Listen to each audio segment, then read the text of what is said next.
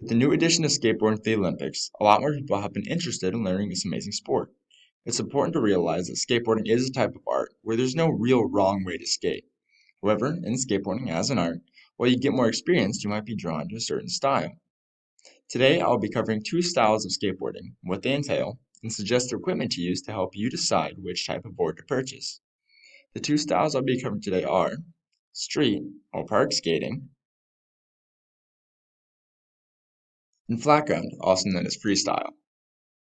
Street or park skating is based more around ollies, flip tricks, and grinds.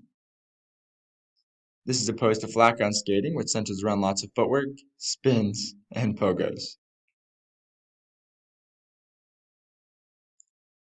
Keep in mind, both styles have endless possibilities and variations. Still, skateboarding is a sport. If you were running a marathon, you'd use running shoes, and if you were hiking, you'd use hiking boots. Both kinds of shoes work, but each one has a design purpose. That same idea can be used when comparing street boards and flat ground boards. A street board is usually the type of board new skaters start with. It has a distinctive look to it, with its sloped nose and tail, and with a slight warp throughout the board to allow it to be flipped with less effort.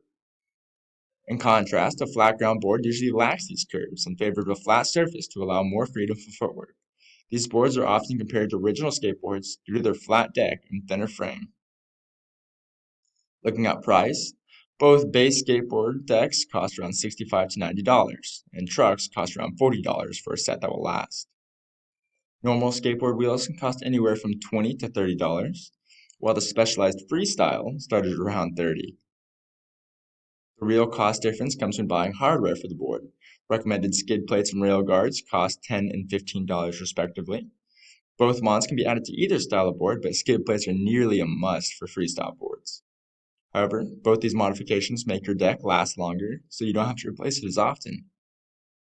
Now that you know the general cost and what each style entails, I hope you feel confident enough to go out there, purchase a worthwhile board, and skate.